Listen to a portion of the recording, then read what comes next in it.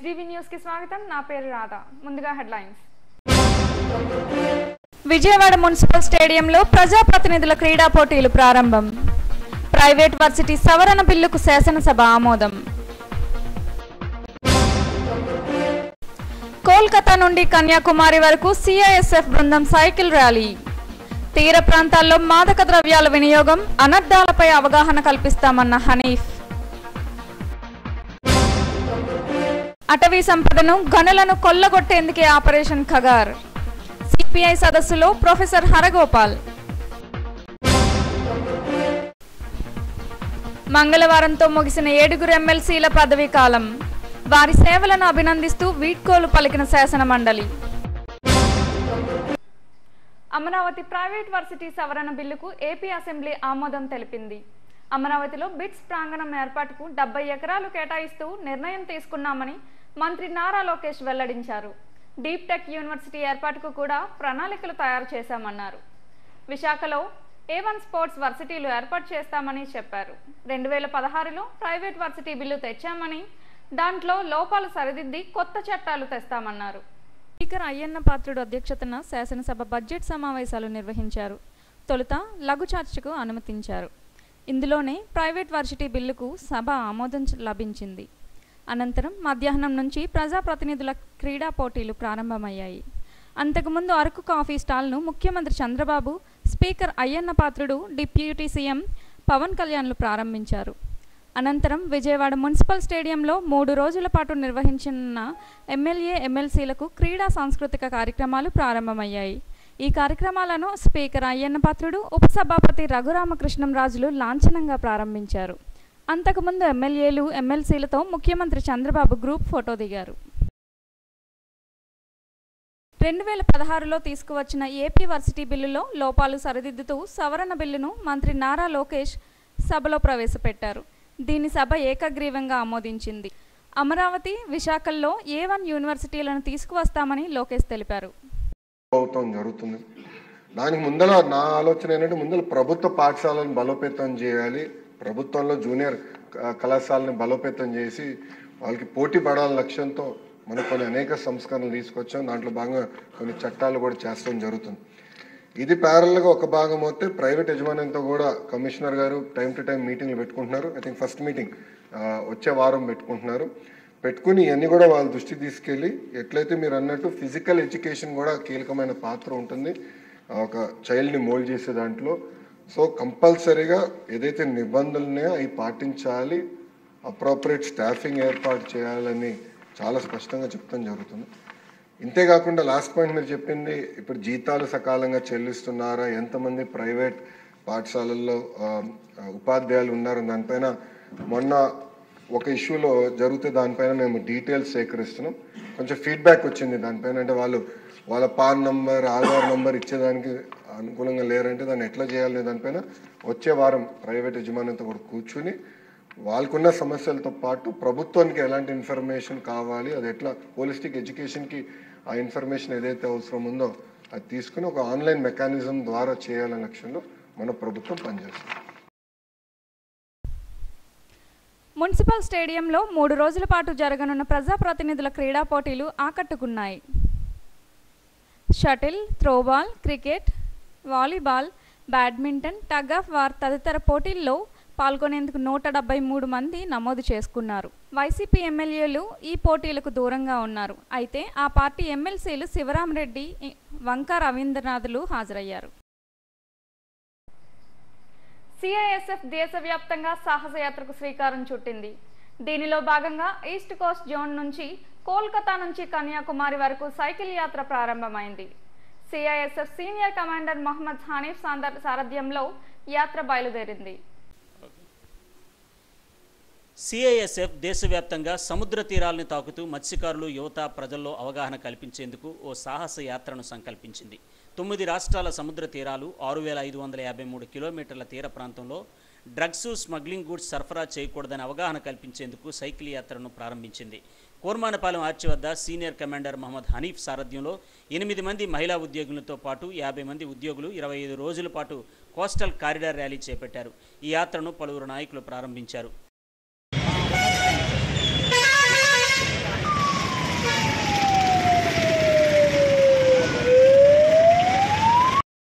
యువత భవితను నాశనం చేసే మాదక ద్రవ్యాల వినియోగం, సరఫరాపై తీర ప్రాంతాల్లో పెద్ద ఎత్తున అవగాహన కల్పించేందుకు దేశవ్యాప్తంగా CISF ఈ ర్యాలీ చేపట్టిందని సీనియర్ కమాండర్ హనీఫ్ తెలిపారు.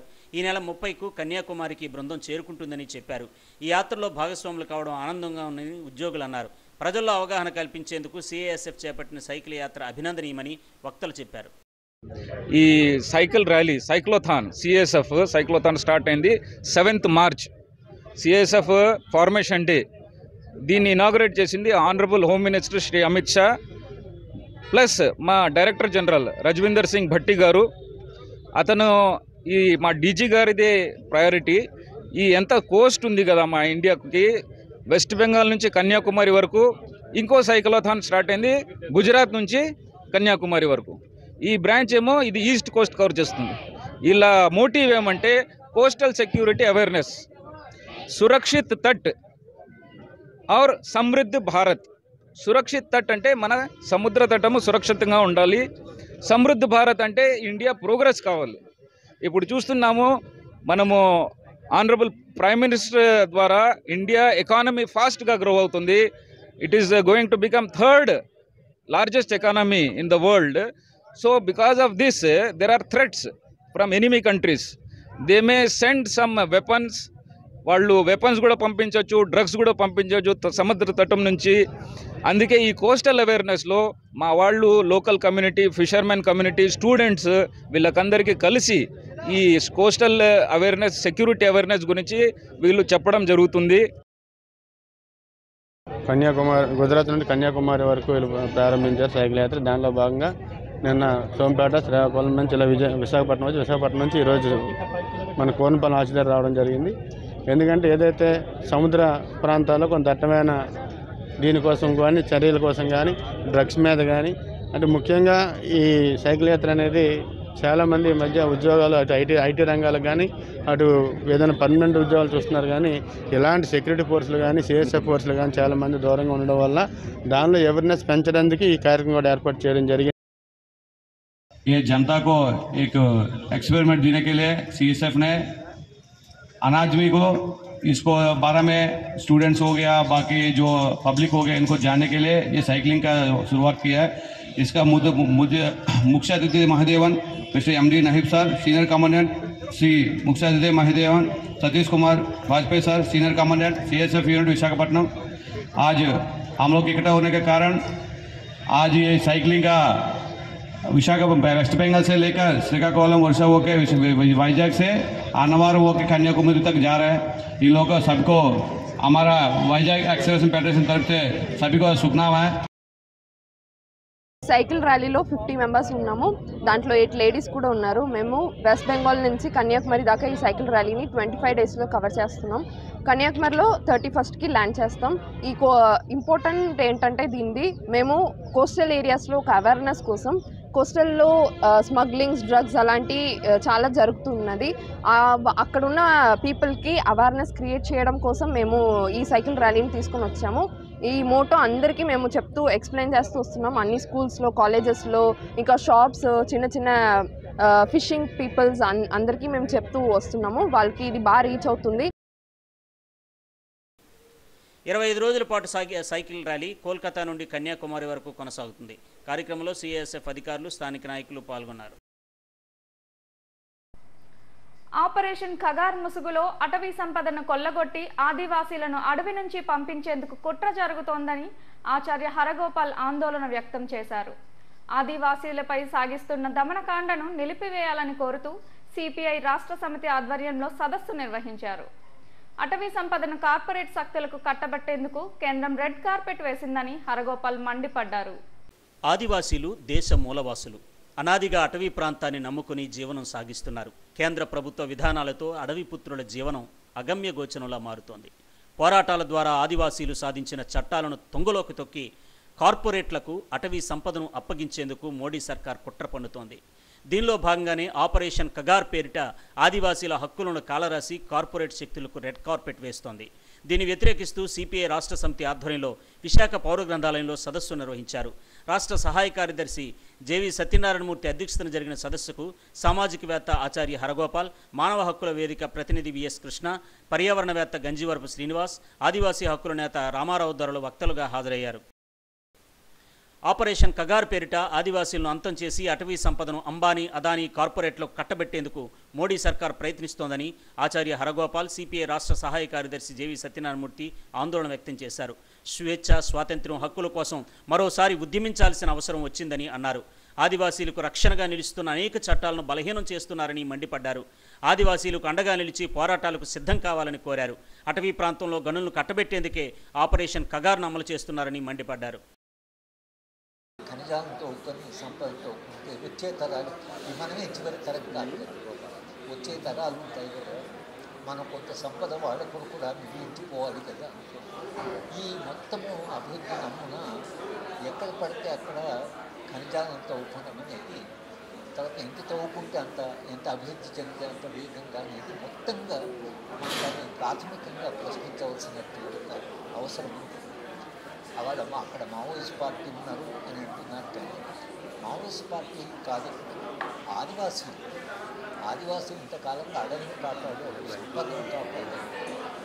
ఈ మొత్తంగా జరుగుతున్న యుద్ధం ఏదైతుందో ఇది కేవలం ఖనిజాల కొరకే కాకుండా ఆదివాసుల యొక్క జీవన సంస్కృతి, వాళ్ళ జీవన విధానం, స్వార్థం లేదు, సొంత వాళ్ళకు ఆస్తు లేదు, తర్వాత సమిష్టి భావన ఉంది. చేయకుండా అంతసేపు ప్రజా ఉద్యమాలు శాంతి భద్రతల నేపథ్యం నుంచే చూసి వాటిని అణచడానికి చాలా తీవ్రంగా ప్రయత్నం చేస్తున్నారు. కానీ ఎంత తీవ్రంగా ప్రయత్నం చేసినా ఇంకో ఏదో ఒక రూపంలో తిరిగి ప్రజా ఆగ్రహం ఎక్కడో దగ్గర బయటపడుతున్నటువంటి పరిస్థితి నేపథ్యాన్ని మనం చూడొచ్చు. శ్రీకాకుళం ఉద్యమం తర్వాత ఆనాటి హోంమంత్రి గారు చేసినటువంటి ప్రకటన ఏ విధంగా అది అమలు కాలేదు, సాధ్యం కాలేదు, ప్రభుత్వాలకి, పాలక వర్గాలకు సాధ్యం కాలేదు. ఇప్పుడు కేంద్ర హోంమంత్రి గారు కూడా అదే రకమైనటువంటి ప్రకటన చేశారు. అది కూడా సాధ్యం కాదని చెప్పనేది చరిత్ర నిరూపించింది. ఇప్పుడు ఈ రోజున ఆ పేరుతో మావోయిస్టుల ఏరివేత పేరుతో ఆపరేషన్ కగార్, గతంలో గత పాలక వర్గం ఆపరేషన్ గ్రీన్ హంట్ పేరుతోని నడిపారు. ఈరోజుని ఆదివాసీలు వారి యొక్క జీవనం ఎంత దుర్భరంగా ఉందో మనం చూస్తున్నాం. రోజు పత్రికల్లోని, మీడియాలోని వస్తూ ఉన్నాయి. ఈ రోజుకి ఏ జిల్లా ఆదివాసాల నివాసం ఉన్నటువంటి ఏ జిల్లా కూడా దానికి అతీతం కాదు. వాళ్ళకి ఆరోగ్యం బాగలేకపోయినా, ఇతరత్ర ఏ సమస్య వచ్చినా, లేకపోతే గట్టిగా వర్షాలు వస్తే గడ్డలు దాటలేనటువంటి ఒక పరిస్థితి.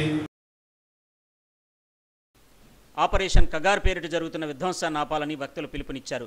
సదస్సులో సిపిఐ జిల్లా కార్యదర్శి పెడ్రాజు, హెచ్ఆర్ఎఫ్ ప్రతినిధి అనురాధ, మాజీ ఎమ్మెల్యే మానవ ఆంజనేయులు తదితరులు పాల్గొన్నారు.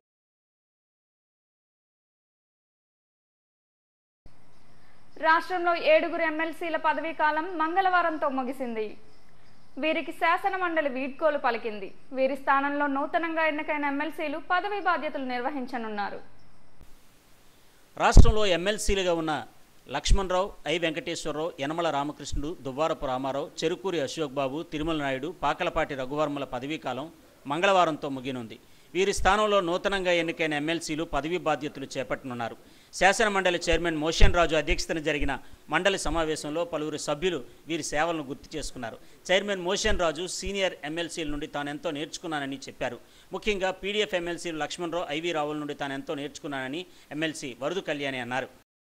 పదవీకాలం ఈరోజుతో ముగుస్తున్న సభ్యులు గౌరవనీయులైన లక్ష్మణరావు గారు, అలాగే ఐవి రావు గారు, అలాగే యనమల రామకృష్ణుడు గారు, పచ్చూరి అశోక్ బాబు గారు, దువ్వారపు రామారావు గారు, తిరుమల నాయుడు గారు, రఘువర్మ గారు, అందరికి కూడా ఈ 7 మందికి కూడా మనస్ఫూర్తిగా శుభాకాంక్షలు తెలియజేస్తున్నాను అధ్యక్ష. వాళ్ళకి ఆయుర ఆరోగ్యాలను ఆ భగవంతుడు ప్రసాదించాలని మనస్ఫూర్తిగా కోరుకుంటున్నాను అధ్యక్ష.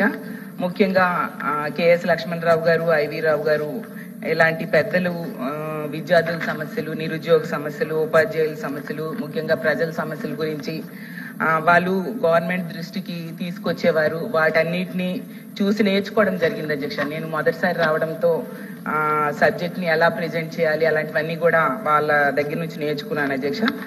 అలాగే విద్యా రంగంలో సమస్యల గురించి కూడా వీళ్ళు చాలా చక్కగా మాట్లాడడం జరిగింది అధ్యక్ష. ఈరోజు రిటైర్ అవుతున్న ఈ 7గురికి కూడా మరొకసారి శుభాకాంక్షలు తెలియజేస్తూ సెలవు తీసుకుంటున్నాను అధ్యక్ష. అధ్యక్ష 7 ఎమ్మెల్సీల పదవీకాలం ముగియడంతో వీరి స్థానంలో కొత్తగా ఎన్నికైన ఎమ్మెల్సీలు పదవీ బాధ్యతలు చేపట్టనున్నారు. ఉత్తరాంధ్ర ఉపాధ్యాయ ఎమ్మెల్సీగా గాది శ్రీనివాసులు నాయుడు, ఉభయ గోదావరి జిల్లా గ్రాడ్యుయేట్ ఎమ్మెల్సీ, కృష్ణా గుంటూరు జిల్లాల graduate MLC Alapati Rajendra Prasad, MLA కోటాలో నామినేట్ అయిన కొనిదెల నాగబాబు, సోము వీర్రాజు, బీదా రవిచంద్ర, బీటీ నాయుడు, కావలి గ్రేష్మలు పదవీ బాధ్యతలు చేపట్టనున్నారు. రాష్ట్రంలో కూటమి ప్రభుత్వం వైద్య రంగంలో ప్రమాదకరమైన పీపీపీ విధానానికి తెరలేపింది. గత ప్రభుత్వంలో ప్రారంభించిన, ప్రస్తుత సర్కారు నూతనంగా ప్రారంభించబోతున్న ప్రభుత్వ వైద్య కళాశాలలను ప్రైవేట్ సంస్థల అధీనంలోకి తీసుకెళ్లాలని నిర్ణయించింది. ఈ పద్ధతితో ప్రభుత్వ వైద్య రంగం ప్రైవేటు వ్యక్తుల గుప్పెట్లోకి వెళ్లే ప్రమాదం ఉంది. విద్య, ప్రధానంగా వైద్య విద్య ప్రభుత్వ కనుసన్నల్లో నిర్వహిస్తేనే అందరికీ అందుబాటులో వైద్యం అందుతుంది. వైద్య విద్యను కూడా పేద, మధ్యతరగతి విద్యార్థులు చదువుకోగలుగుతారు. వీటిని కూడా పీపీపీ పద్ధతుల్లోనే నిర్వహించాలనుకుంటే ప్రభుత్వ వైద్య రంగం ప్రైవేటు సంస్థల గుప్పెట్లోకి వెళ్ళిపోయే ప్రమాదం ఉంది. ఈ నేపథ్యంలో అల్లూరి విజ్ఞాన కేంద్రం వైద్య విభాగం ఆధ్వర్యంలో మేధావులు, వైద్యులు, విశ్రాంత వైద్యులు, వైద్య విద్యార్థులతో డాబా గార్డెన్స్లోని అల్లూరి విజ్ఞాన కేంద్రంలో రౌండ్ టేబుల్ సమావేశం నిర్వహించారు. నూతన వైద్య కళాశాలల ప్రైవేటీకరణ ఆపాలని సమావేశం డిమాండ్ చేసింది. గత ప్రభుత్వంలో మంజూరైన 17 వైద్య కళాశాలల నిర్మాణానికి కేంద్రం 8,548 కోట్ల నిధులు ఆమోదించింది. 4 ఏళ్లలో 2,225 కోట్లు మాత్రమే ఖర్చు చేసి 5 కళాశాలలను అరకొరగా పూర్తి చేసింది. అయితే పీపీపీ విధానం ద్వారా వైద్య కళాశాలను నిర్మించాలని ప్రస్తుత కూటమి ప్రభుత్వం చూస్తోంది. పీపీపీ విధానంతో యూజర్ ఛార్జీల పేరిట వైద్య సేవలు పొందేందుకు ప్రజలపై భారం పడనుంది. వైద్య రంగంలోనే కాకుండా వైద్య విద్యా రంగంలో కూడా ఇబ్బందులు ఏర్పడతాయి. సెల్ఫ్ ఫైనాన్స్ కోర్సులు పెరిగిపోతాయి. ఇలాంటి హానికరమైన విధానాన్ని వెనక్కి తీసుకోవాలని రౌండ్ టేబుల్ సమావేశం ప్రభుత్వానికి విజ్ఞప్తి చేసింది. పీపీపీ మోడల్ ఎక్కడా విజయవంతం కాలేదని retired DMHO doctor P Ramarao, doctor NN రాజులు అన్నారు. వైద్య విద్య, ఆరోగ్య రంగం ప్రభుత్వ ఆధీనంలో ఉంటేనే అందరికీ అందుబాటులో వైద్యం అందుతుందని చెప్పారు.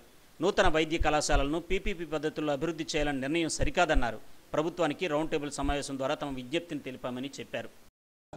తెలియజేయాలని చెప్పేసి సమావేశానికి వచ్చాను. మొట్టమొదటిసారిగా విద్య, వైద్యాన్ని ప్రభుత్వ కనుసన్నల్లోనే, ప్రభుత్వ ఆధీనంలోనే ఉంచవలసినటువంటి బాధ్యత ప్రభుత్వాలకు ఉంది. కానీ మన అదృష్టమో దురదృష్టమో కానీ మనకున్నటువంటి ప్రధానమంత్రి గారు, ముఖ్యమంత్రి గారు కూడా కార్పొరేటు ప్రధానమంత్రి, కార్పొరేట్ సీఎంగా రావడం వల్ల ప్రతి ఒక్కటి కూడా ప్రైవేటైజేషన్ అనేటటువంటి పేరుతో గవర్నమెంట్ ఆస్తులను ప్రైవేటు వాళ్ళకు దారాదత్తం చేసి వాళ్ళకు బెనిఫిట్ వచ్చేటట్టుగా చూశారు. దీనివల్ల కమర్షియలైజ్ అయిపోయి హెల్త్ తాలూకా ఖర్చు సామాన్య మానవుడికి అందే అవకాశం కూడా ఉండదు. కాబట్టి ఈ వైద్య విద్య అనేటటువంటిది ఎప్పుడు కూడా పీపీపీ అని చెప్పేసి పేరు పెట్టారు. ముందు పబ్లిక్ ప్రైవేట్ పార్ట్నర్షిప్ అన్నారు. తర్వాత మన ముఖ్యమంత్రి గారు ఇంకొక పీ యాడ్ చేసి ప్రజల ప్రైవేట్ పబ్లిక్ పార్ట్నర్షిప్ అన్నారు. మరి పబ్లిక్ అంటే ఏంటో, ప్రజలంటే ఏంటో నాకు అర్థం కాలేదు. బట్ ఏది ఏవైనా సరే ఈ విషయాల గురించి మాత్రం మనం ప్రజల్లో ఎక్కువగా అవేర్నెస్ క్రియేట్ చేయవలసినటువంటి బాధ్యత ఉంది. వైద్య విద్య అన్నది మిగిలిన విద్యల కన్నా సాధనం. ఇది చాలామంది ప్రజలకి ఉపయోగపడేది. ఇవాళ ఒక కేజీహెచ్ ఉందంటే కేవలం అది ఒక కాలేజ్ కింద ఎవరమో చూడము, అది ఒక పెద్ద ఆసుపత్రి అనే దాని పేరు ఉంది. అంటే ముఖ్యంగా బడుగు వర్గాలకి, కింద స్థాయిలో ఉన్నటువంటి వాళ్ళకి ఎప్పటికీ కూడా అదే ఒక పెన్నిదిగా ఉంటుంది. కాబట్టి ఇప్పుడు అది ప్రైవేట్ మెడికల్ కాలేజ్ అయితే ఆ విధమైనటువంటి అవసరాలను తీర్చగలిగే శక్తి దానికి ఉండదు. అంటే ఈ కిందలో ఉండే వాళ్ళకి వైద్యం అందే అవకాశాలు ఉండవు. కేవలం వైద్య విద్యను విద్య కిందకుండా, విద్య అనేది ప్రైవేట్గా ఉండడం అన్నది న్యాయం కాదు.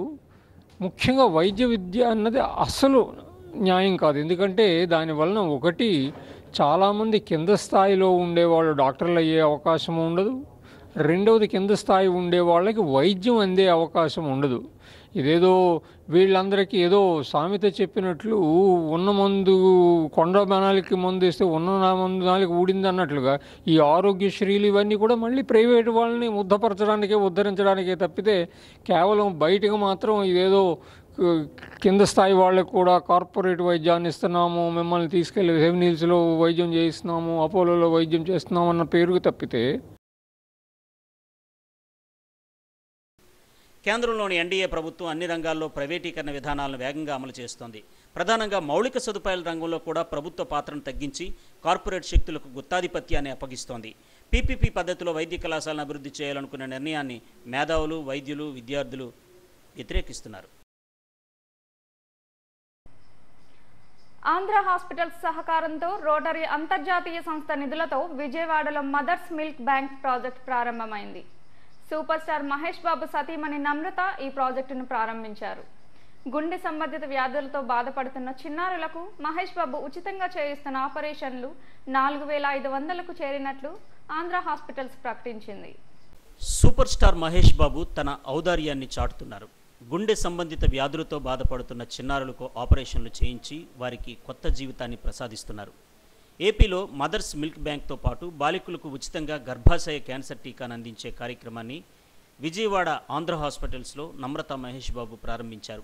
మహేష్ బాబు ఫౌండేషన్ పిల్లల ఆపరేషన్లను కొనసాగిస్తుందని తెలిపారు. ఆంధ్ర హాస్పిటల్ సహకారంతో రోటరీ క్లబ్ ఆఫ్ విజయవాడ సుమారు 37.24 లక్షల నిధులతో మదర్స్ మిల్క్ బ్యాంక్ ప్రాజెక్టును ప్రారంభించింది. విజయవాడ ఆంధ్ర హాస్పిటల్స్లో నిర్వహించిన కార్యక్రమానికి నమ్రత మహేష్ బాబు ముఖ్య అతిథిగా హాజరై ప్రాజెక్టును ప్రారంభించారు. అదనపు తల్లిపాలు ఉన్న దాతల ద్వారా చనుబాలు సేకరించి అందించడం ఈ ప్రాజెక్టు ముఖ్య ఉద్దేశం. దీని ద్వారా ఏడాదికి సుమారు 7200 మంది నవజాత శిశువులు లబ్ధి పొందుతారు. డబ్బా పాలు వద్దు తల్లిపాలు ముద్ద అనే నానుడిని నిజం చేస్తూ తల్లిపాలు నోచుకోలేని నవజాత శిశువులకు ఈ ప్రాజెక్టు గొప్ప వరమని నమ్రత అన్నారు. ఆంధ్ర హాస్పిటల్స్ ఈ ప్రాజెక్టుకు మౌలిక వసతులు కల్పించి శాశ్వత ప్రాజెక్టుగా నిర్వహించేందుకు ముందుకొచ్చింది. తల్లిపాలు శ్రేష్టమైనవని, తల్లిపాలు తక్కువ ఉన్నవారికి, నెలలు నిండకుండా పుట్టిన వారికి ఈ మదర్స్ మిల్క్ బ్యాంక్ ద్వారా పాలు ఇవ్వడం ఆనందంగా ఉందని నమ్రత అన్నారు. రోటరీ ద్వారా సేవలందిస్తున్న ఆంధ్ర హాస్పిటల్స్ను అభినందించారు. గత 10 ఏళ్లలో 4500కు పైగా పిల్లల హార్ట్ సర్జరీలను, ఇంటర్వెన్షన్స్ను విజయవంతంగా తమ ఫౌండేషన్ ఆధ్వర్యంలో నిర్వహించామని వెల్లడించారు. Today, why am I here? Why are we all here?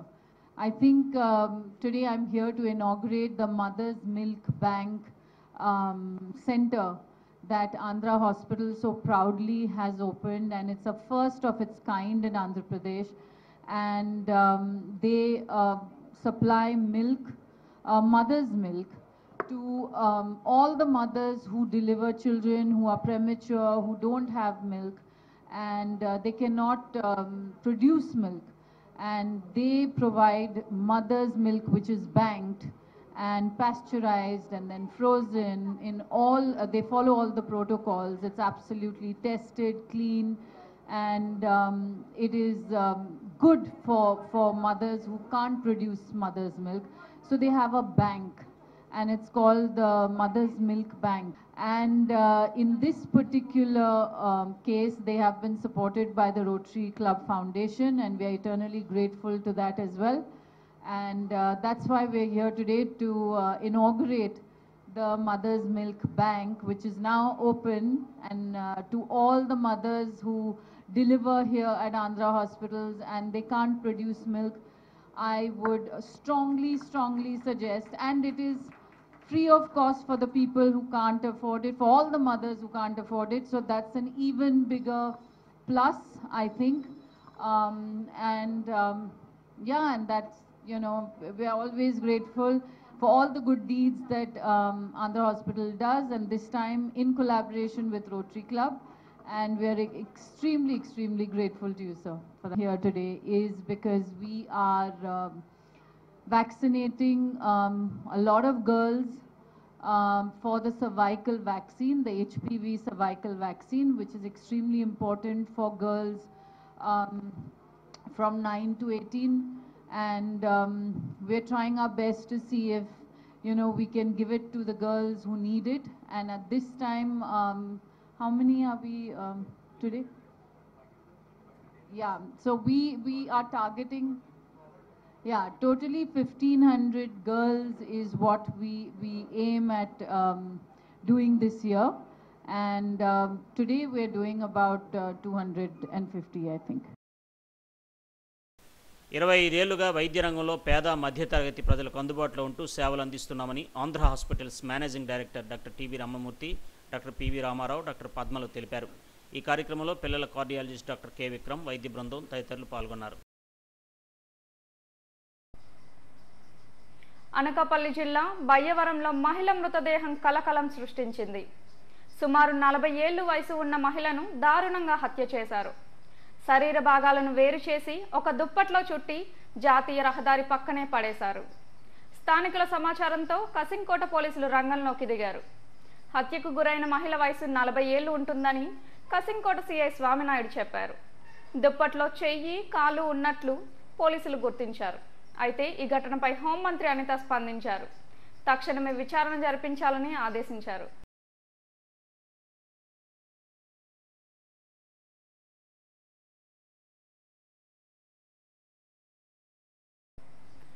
GVMC 76వ ward నడుపూరులో Paiditalli అమ్మవారి జాతర ఘనంగా జరిగింది. పరిసర ప్రాంత ప్రజలు అమ్మవారిని దర్శించుకొని పూజలు చేశారు. జాతర సందర్భంగా అమ్మవారిని ప్రత్యేకంగా అలంకరించి పూజలు నిర్వహిస్తున్నట్లు కమిటీ సభ్యులు తెలిపారు. 50 ఏళ్లుగా ఈ పండుగను నిర్వహిస్తున్నట్లు ఆలయ కమిటీ సభ్యుడు అలీ తెలిపారు.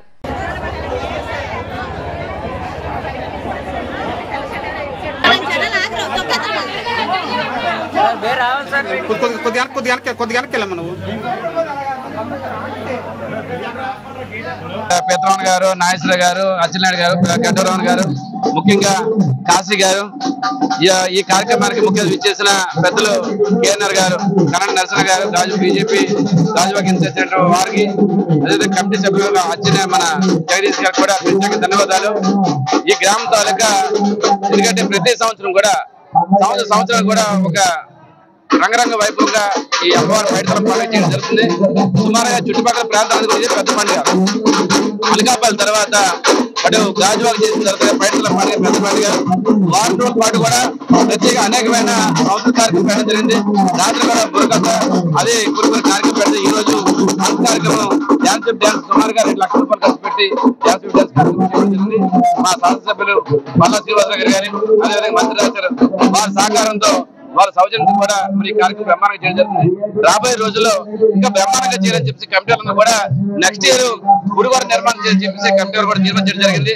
అమ్మవారి వరకు ఏదైతే ఈ పండుగ అయిపోయిన తర్వాత కమిటీ కూర్చొని టెంపుల్ నిర్మాణం చేయడం కూడా అందరూ కూడా సాయ సహకారం అందించి వాళ్ళకి తల ఒక ఎంతో కొంత తెప్పించగలిగితేనే టెంపుల్ నిర్మాణం జరుగుతుంది. సుమారు 50 నుంచి 1 కోట్ల రూపాయలకి పరిస్థితుంది కాబట్టి ప్రతి ఒక్కరు సాయం చేయాలని ఈ రోజు జరగబోయే పండుగ అరుపు కార్యక్రమం కూడా ప్రతి ఒక్కరు కూడా అమ్మవారి తాలూకు ఆశీస్సులు తీసుకొని ఏదైతే సంవత్సరాల కార్యక్రమం పెట్టారో అది తిరిగి చెల్లాలని చెప్పేసి ఎటువంటి గొడవలు లేకుండా చూడాలని చెప్పేసి నేను ప్రజలందరినీ కోరుకుంటూ సెలవు తీసుకున్నాను. వెలిసిన అమ్మవారి పైడితల్లి అమ్మవారి పండుగ సందర్భంగా మరి 11వ తారీఖు నుంచి అదుపు రోజు కార్యక్రమంకి వచ్చాము. భక్తులందరికీ దిగ్విజయంగా దర్శనాలు అవుతున్నాయి. వాళ్ళకి ఎటువంటి ఇబ్బంది కాకుండా అన్ని సౌకర్యాలతో ఏర్పాటు జరిగింది. మరి ఆ కమిటీ సభ్యులు అందరూ కూడా దీనికి సహకరిస్తున్నారు. మరి పేరు పైన వాళ్ళందరికీ కమిటీ సభ్యులు గ్రామస్తులందరూ పేరు పైన ధన్యవాదాలు తెలుపుకుంటున్నాం. మరి అలానే ఈరోజు పెద్దలు ముఖ్య అతిథులు పెద్దలు కన్నరెడ్డి నరసింహ గారు, స్థానిక కార్పొరేటర్ గంగ శ్రీనివాసరావు గారు కూడా ఇచ్చేశారు. మరి కమిటీ తరఫున వారికి కూడా ధన్యవాదాలు తెలియజేస్తున్నాం. ప్రతి సంవత్సరం వాళ్ళు సహకరిస్తున్నారు. ఈ సంవత్సరం కూడా సహకరిస్తూ ధన్యవాదాలు తెలుపుతున్నాం. భవన నిర్మాణ కార్మికుల సమస్యల పరిష్కారం కోరుతూ అఖిల భారత భవన నిర్మాణ కార్మిక సంఘం ఈ నెల 28న చలో ఢిల్లీకి పిలుపునిచ్చింది. ఈ మేరకు జీవీఎంసీ గాంధీ విగ్రహం వద్ద యూనియన్ రాష్ట్ర ప్రధాన కార్యదర్శి పడాల రమణ, జిల్లా అధ్యక్షుడు సత్యబాబు తదితరులు పోస్టర్ను ఆవిష్కరించారు. దేశవ్యాప్తంగా భవన నిర్మాణ రంగ కార్మికుల సంక్షేమం కోసం పోరాడి సాధించుకున్న సంక్షేమ బోర్డు అమలు చేయడంలో వివిధ రాష్ట్రాల్లో లోపాలు ఉన్నాయని నేతలు మండిపడ్డారు. ఏపీలో సంక్షేమ చట్టాన్ని అమలు చేయడంలో నిర్లక్ష్యంగా వ్యవహరిస్తున్నారని విమర్శించారు. దీంతో పాటు దేశవ్యాప్తంగా భవన నిర్మాణ కార్మికులు అనేక సమస్యలు ఎదుర్కొంటున్నారని, వాటిని పరిష్కరించడంలో కేంద్ర రాష్ట్ర ప్రభుత్వాలు విఫలమవుతున్నాయని ఆందోళన వ్యక్తం చేశారు. పోరాడి సాధించుకునేందుకు ఈ నెల 28న చలో ఢిల్లీ పార్లమెంట్ మార్చ్ను జయప్రదం చేయాలని కోరారు. ఆర్థిక ఇబ్బందులతో సతమతమవుతున్న కార్మిక సంక్షేమం కోసం దశాబ్దాల తరబడి పోరాడి భవన నిర్మాణ కార్మికుల సంక్షేమ చట్టాన్ని సాధించుకోవడం జరిగింది. దేశవ్యాప్తంగా చట్టం వచ్చినప్పటికీ కూడా అనేక రాష్ట్రాల్లో చట్టాన్ని అమలు చేయడంలో స్థానిక రాష్ట్ర ప్రభుత్వాలు ఇవాళ నిర్లక్ష్యంగా వ్యవహరిస్తున్నటువంటి తరుణంలో దేశవ్యాప్తంగా భవన నిర్మాణ కార్మికులందరికీ కూడా పెన్షన్ అమలు చేయాలని, అదేవిధంగా చట్టం ఏదైతే ఉందో ఆ చట్ట ప్రకారం భవన నిర్మాణ కార్మికులందరికీ కూడా పెన్షన్తో పాటు వైద్య సదుపాయాలు కల్పించాలని, అదేవిధంగా ఈరోజు కార్మికులకి పిల్లల చదువులకి స్కాలర్షిప్లు మంజూరు చేయాలని చెప్పి, అదే ప్రమాదవశాత్తు మరణించినటువంటి కార్మిక కుటుంబాలని పెన్షన్ బోర్డు ద్వారా ఆదుకోవాలని చెప్పి ఇవాళ ఏఐటీసీగా డిమాండ్ చేస్తూ ఉన్నాం. సంక్షేమ చట్టంలో అనేకమైనటువంటి సదుపాయాలు కల్పిస్తూ చట్టం అయితే వచ్చింది, కానీ ఇవాళ చట్టాన్ని ఎక్కడా అమలు చేయడం లేదు. ముఖ్యంగా ఆంధ్రప్రదేశ్ రాష్ట్రంలో గత ప్రభుత్వం భవన నిర్మాణ కార్మిక సంక్షేమ బోర్డు నిధులన్నింటినీ కూడా దారి మళ్లించి భవన నిర్మాణ కార్మికుల కడుపులు కొట్టి ఇవాళ సంక్షేమ బోర్డు నిర్వీర్యం చేసింది. గత ఎన్నికల్లో ఈ రాష్ట్ర ప్రభుత్వం సంక్షేమ బోర్డును అమలు చేస్తామని, కార్మిక కుటుంబాలు మేము ఆదుకుంటామని చెప్పి మేనిఫెస్టోలో పెట్టి ఇవాళ 9 నెలలు అవుతున్నా సరే ఈ రాష్ట్ర ప్రభుత్వం ఆ దశగా అడుగులు వేయకుండా కబుర్లతో కాలయాపన చేస్తున్న పరిస్థితి మనం చూస్తూ ఉన్నాం. ఇప్పటికైనా రాష్ట్ర ప్రభుత్వం వెంటనే ఏదైతే మేనిఫెస్టోలు ఇచ్చారో ఆ విధంగా సంక్షేమ బోర్డుని అమలు చేయాలని, కార్మిక ప్రయోజనాలు కల్పించాలని, బోర్డుకి కావాల్సిన నిధులని సమకూర్చే విధంగా యాజమాన్య సంస్థల నుండి అదేవిధంగా ప్రభుత్వ నిర్మాణ అనేక ఇబ్బందులు పడుతున్నారు. బిల్డింగ్ కన్స్ట్రక్షన్లు కూడా ఆగిపోయాయి, ఇసుక లేకుండా. అలాగే సిమెంట్ ధరలు పెరిగి, రాడ్ ఐరన్ రేట్లు పెరిగి అనేక ఇబ్బందులు, ప్రతి అడ్డాలో కూడా కార్మికులు పనులు లేకుండా జీవనం సాగిస్తున్నారు. దీనికి ప్రభుత్వం చొరవ తీసుకొని రేట్లు అదుపులో చేయాలి. సంక్షేమ బోర్డు ఏదైతే ఉందో ఆ సంక్షేమ బోర్డుని పునరుద్ధరించాలి. పెండింగ్లో ఉన్న క్లైమ్స్ని అన్నీ కూడా రిలీజ్ చేయాలి. అలాగే పిల్లల స్కాలర్షిప్లు ఇవ్వాలి. అలాగే కార్మికులకి వృద్ధాప్య పెన్షన్ ఇవ్వాలి. అలాగే పక్కా గృహాలు నిర్మించాలి. అవన్నీ కూడా మా భవన నిర్మాణ కార్మిక సంఘం తరపు నుంచి డిమాండ్ చేస్తున్నాం. అలాగే ఈరోజు ఢిల్లీ 28వ తేదీన చలో ఢిల్లీ కార్యక్రమం పెట్టడం జరిగింది. అందులో భాగంగానే అన్ని రాష్ట్రాల్లో కూడా సంక్షేమ బోర్డు సక్రమంగా జరుగుతుంది. అన్ని రాష్ట్రాల్లో అమలు చేస్తున్నారు. మన రాష్ట్రంకి వచ్చేసరికి గత ప్రభుత్వం కానీ ఇప్పుడు వచ్చిన ప్రభుత్వం టీడీపీ ప్రభుత్వం ఉమ్మడి ప్రభుత్వం కూడా అమలు చేయలేదు. వాగ్దానాలు ఇచ్చారు, ఎలక్షన్లో మేనిఫెస్టోలో పెట్టారు. పవన్ కళ్యాణ్ గారు కానీ లోకేష్ గారు కానీ వీళ్ళందరూ కూడా మీకు సంక్షేమ బోర్డు. అక్కయ్యపాలెంలో భారీ చోరీ జరిగింది. మహారాణి పార్లర్ సమీపంలోని ఓ ఇంట్లో దొంగలు చొరబడి 17 తులాల బంగారం, 25,000 నగదు అపహరించుకుపోయారని బాధితులు ఫిర్యాదు చేశారు. దీంతో 4th టౌన్ పోలీసులు రంగంలోకి దిగారు. తాళం బద్దలు కొట్టి దొంగలు లోపలికి చొరబడ్డారు. పోలీసులు బాధితుల నుంచి వివరాలు సేకరించారు. కేసు నమోదు చేసి దర్యాప్తు చేస్తున్నారు.